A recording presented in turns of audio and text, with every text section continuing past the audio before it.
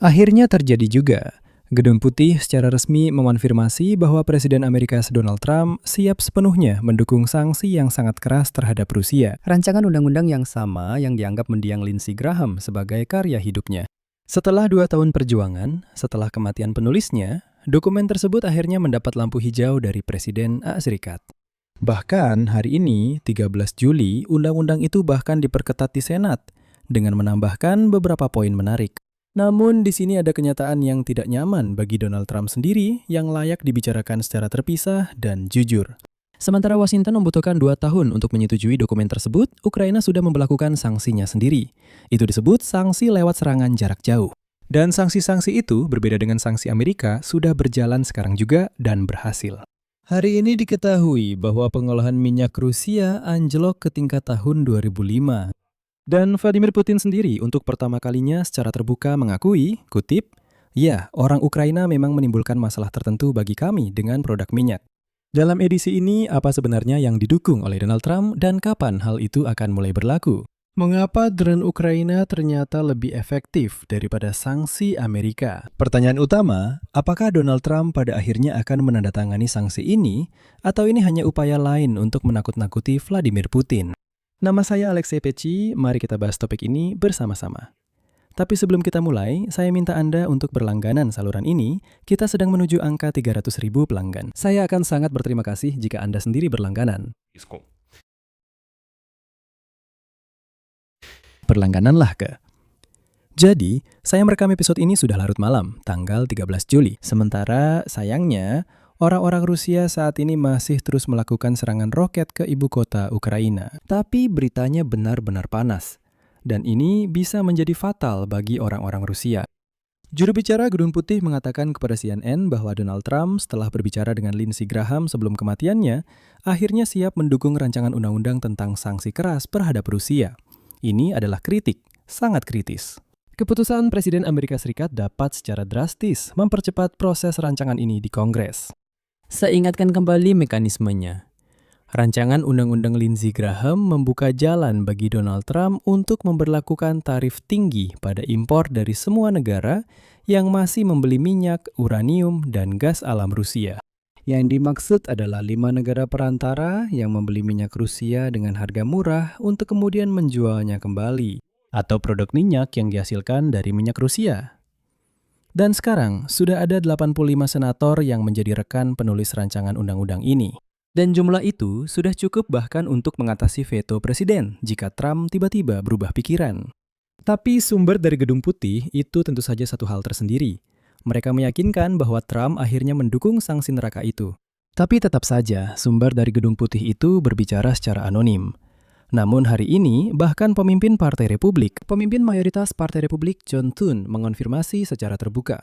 Gedung Putih bekerja sama erat dengan Lindsey Graham dalam menyusun teks versi final dari rancangan undang-undang sanksi neraka ini. Berikut kutipannya. Untuk itu dibutuhkan upaya baik dari Demokrat maupun Republik di Senat. Tapi saya berharap kita bisa melakukannya. Rancangan undang-undang ini merupakan warisan politik Senator Graham. Demokrat Richard Blumenthal, rekan penulis bersama Lindsey Graham, mengungkapkan taruhannya dengan cukup emosional dan menyatakan, kutipannya, pengesahan cepat rancangan undang-undang ini untuk mengenang Senator Graham harus dianggap sebagai penghormatan yang layak. Itulah yang kami bicarakan saat terakhir kali saya berbicara dengannya pada akhir pekan. Perlu saya catat bahwa versi terbaru dari sanksi berat terhadap Rusia mencakup sanksi sekunder untuk negara ketiga. Penerapan tarif prohibitif sebesar 500 untuk barang-barang dari negara-negara yang masih membeli energi dari Rusia, minyak, uranium, dan gas alam. Selain itu, sanksi ini juga mencakup blokade keuangan, yaitu pembatasan ketat terhadap bank-bank terbesar Rusia dan para oligarki, serta larangan investasi, yaitu pemblokiran total investasi Amerika di sektor energi Rusia manapun. Donald Trump sendiri juga sangat mengubah posisinya. Saya akan mengingatkan Anda satu peristiwa saja agar Anda bisa memahami seberapa besar retorikanya telah berubah. Pada 8 Juli, Donald Trump bertemu dengan Volodymyr Zelensky di KTT NATO di Ankara, di mana ia memuji serangan angkatan bersenjata Ukraina terhadap Rusia, menyebutnya sebagai sesuatu yang mendekatkan perdamaian. Pada saat itu juga, Trump secara terbuka menyatakan bahwa pada hari yang sama, yaitu 8 Juli, ia pasti akan menelpon Vladimir Putin dan membahas dengannya mengenai perundingan perdamaian. Namun kemudian ada pertemuan tertutup antara Trump dan Zelensky. Apa yang dibicarakan di sana, kita tidak tahu secara pasti. Tapi hari ini sudah malam, 13 Juli, dan Trump belum juga menelpon Vladimir Putin, dan bahkan sama sekali berhenti menyebut namanya dalam diskusi publik. Dan disinilah yang paling penting. Donald Trump benar-benar bisa akhirnya mendukung sanksi agar bisa naik ke kereta kemenangan terakhir. Bisa dibilang seperti itu. Sementara Washington masih menyetujui teks rancangan undang-undang tentang sanksi berat, Ukraina sudah mencapai hasil yang tidak bisa dicapai oleh ribuan sanksi maupun 4 tahun diplomasi. Pengolahan minyak di Rusia anjlok menjadi kurang dari 4 juta barel per hari, dan itu adalah angka terendah sejak Maret 2005. Artinya, ini adalah angka terendah selama hampir seluruh masa pemerintahan Vladimir Putin. Penurunan dalam setahun hampir 1,5 juta barel per hari, dan semua ini adalah hasil dari serangan jarak jauh Ukraina. Hari ini, Dinas Keamanan Ukraina mengatakan bahwa dalam 100 hari terakhir terjadi sekitar 50 serangan terhadap fasilitas bahan bakar Rusia. Hanya fasilitas bahan bakar saja. Artinya, setiap 2 hari sekali ada sesuatu yang sangat besar menghantam di suatu tempat. Hampir semua kilang minyak Rusia sudah menjadi sasaran serangan. Setidaknya 10 kilang terbesar sudah semuanya terkena, dan beberapa di antaranya bahkan lebih dari sekali. Dan sekarang, perhatikan baik-baik. Rusia telah merahasiakan statistik resmi industri bahan bakar. Para analis harus menghitung kerugian nyata berdasarkan pemantauan satelit terhadap ladang minyak dan tangki penyimpanan. Nah, ketika negara mulai menyembunyikan angka-angka, itu adalah pengakuan atas sebuah bencana, bukan sekedar masalah, tapi benar-benar bencana nyata. Putin, saya ingatkan, awalnya membanggakan bahwa serangan terhadap kilang minyak katanya tidak berbahaya. Tapi sekarang dia melarang untuk memberitahu rakyat Rusia tentang situasi sebenarnya di industri pengolahan minyak. Dampak dari serangan Ukraina datang beruntun. Oh, saya ingatkan, Rusia telah memberlakukan larangan penuh ekspor bensin, lalu aftur, dan sekarang juga solar. Rusia adalah salah satu eksportir utama dunia. Solar menghilang dari pasar, membuat harga dunia naik ke level tertinggi dalam beberapa tahun. Produksi bensin hanya mencukupi 65% kebutuhan musiman. Dan penghinaan terakhir bagi negara adidaya minyak, saya ingatkan Vladimir Putin sendiri, kalau saya tidak salah itu tahun 2007 atau 2008, berbicara di sana di depan anggota NATO saat dia masih diundang ke pertemuan puncak seperti itu. Dan saat itu dia menyatakan bahwa Rusia, kalian harus ingat, kami adalah negara energi. Ini adalah negara adidaya dan kalian harus mempertimbangkan hal itu, kalau tidak kalian semua akan kedinginan tanpa gas dan minyak Rusia. Jadi, negara adidaya minyak ini pada akhirnya mengimpor bensin dari India dan Kazakhstan. Sekarang coba pikirkan, Rusia menjual minyaknya ke India dan bahkan sebagian ke Kazakhstan dengan diskon besar-besaran. Lalu, Rusia terpaksa membeli kembali dari negara-negara tersebut. Minyak Rusia yang sama itu, tapi sekarang dengan harga pasar yang tinggi dalam bentuk minyak yang sudah diolah menjadi bensin. Begitulah negara adidaya minyak itu sebenarnya. Pada akhirnya, bahkan Vladimir Putin pun harus mengakui bahwa ada banyak masalah. Hari ini, 13 Juli, di Forum Front Rakyat Semua untuk Kemenangan, Vladimir Putin melakukan sesuatu yang telah ia hindari selama berbulan-bulan. Berikut kutipannya. Ya, orang-orang Ukraina memang menimbulkan, bisa dibilang, beberapa masalah tertentu bagi kita terkait produk minyak bumi. Saya pikir perlahan-lahan situasinya akan membaik. Namun, fondasi dasar sektor energi di Rusia sangat kuat dan andal. Bagaimana menurut Anda tentang pengelakan seperti ini? Saya sangat suka ketika orang Rusia mulai mengarang-arang susunan kata hanya agar orang Rusia yang liar dan agak bodoh itu sama sekali tidak mengerti apa yang sebenarnya ingin disampaikan kepada mereka. Jadi, Putin bilang orang Ukraina sedang menimbulkan, bisa dibilang, masalah tertentu bagi kita terkait produk minyak bumi. Ya sudah, bilang saja terus terang, kita sedang mengalami krisis bahan bakar, benar-benar ada masalah. Tapi dia mulai berkelit. Lalu dia bilang, secara umum, dasar energi kita sangat andal. Jadi, saya berharap ke depannya, pada dasarnya, semuanya akan baik-baik saja. Nah, sebelum itu, Putin terpaksa mengakui juga sisi kehidupan sehari-hari.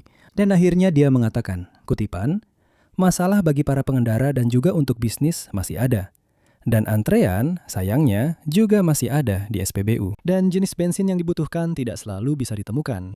Lalu setelah itu muncul ancaman-ancaman yang justru menunjukkan bukan kekuatan, tapi ketidakberdayaan.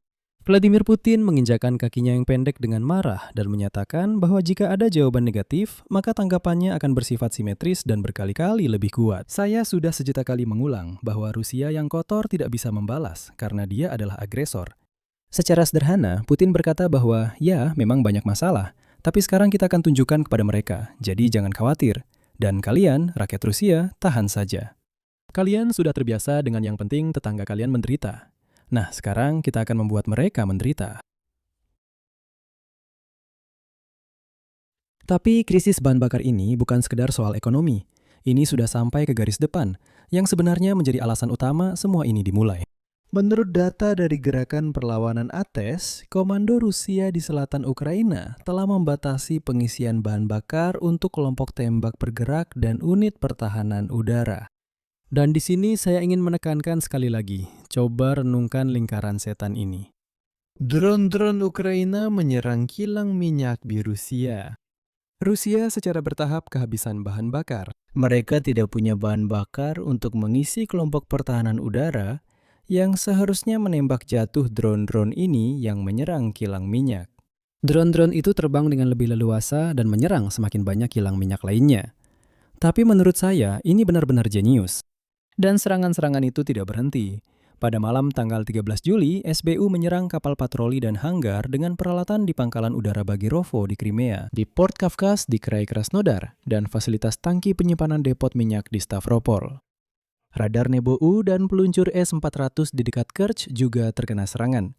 Dan di Laut Azov, lebih dari selusin kapal juga terbakar. Itu termasuk kapal tanker, feri, kapal kargo, dan kapal tunda. Kesimpulannya, sanksi Amerika yang disebut sanksi neraka akhirnya bisa benar-benar memberikan pukulan. Sanksi As seharusnya tidak ditujukan kepada Rusia, tetapi kepada mereka yang memberikan uang kepada Kremlin. Kepada Tiongkok, India, Brasil, dan semua pembeli minyak lainnya. Ini adalah pukulan terhadap pendapatan yang digunakan untuk membiayai perang. Tapi kita harus menunggu. Bahkan ketika rancangan undang-undang itu disahkan dan Donald Trump menandatanganinya, sebagian besar sanksi akan berlaku secara otomatis, tetapi baru setelah 30 hari. Ditambah lagi, butuh waktu berbulan-bulan bagi para pembeli untuk menyesuaikan logistik mereka. Dan karena itu, efek nyata dari sanksi-sanksi ini tidak akan terasa, menurut saya, sebelum musim dingin. Itu pun dengan catatan jika Trump benar-benar menarik pelatuknya. Sedangkan sanksi Ukraina bekerja secara instan. Namun demikian, ini sebenarnya akan menjadi kombinasi yang ideal. Maksudnya, Ukraina melumpuhkan kapasitas penghilangan minyak. Dengan demikian, Rusia kehilangan kemampuan untuk memenuhi kebutuhannya sendiri dan berperang. Dan sanksi dari Lindsey Graham akan melumpuhkan ekspor bahan mentah dan Rusia akan kehilangan uang. Salah satunya bisa bekerja sendiri tentu saja, tapi hanya bekerja setengah dari kemampuannya. Tapi kalau digabungkan, ini benar-benar mencekik Kremlin. Tapi apakah Trump akan menandatangani sanksi itu? Pertanyaannya masih terbuka. Argumen yang mendukung. Gedung Putih untuk pertama kalinya secara resmi mengonfirmasi kesiapan. Kematian Lindsey Lenin Segrada, seaneh apapun kedengarannya, telah mengubah rancangan undang-undang ini menjadi masalah kehormatan. Pengesahannya dianggap sebagai penghormatan kepada senator besar itu. Argumen yang menentang. Nah, Trump sudah menunda selama bertahun-tahun. Dia bersikeras untuk memiliki kewenangan presiden yang lebih luas. Artinya, dia ingin memutuskan sendiri menjatuhkan sanksi atau tidak. Dan yang terpenting, 500 sudah terlambat, tarif akan menghantam Tiongkok dan India.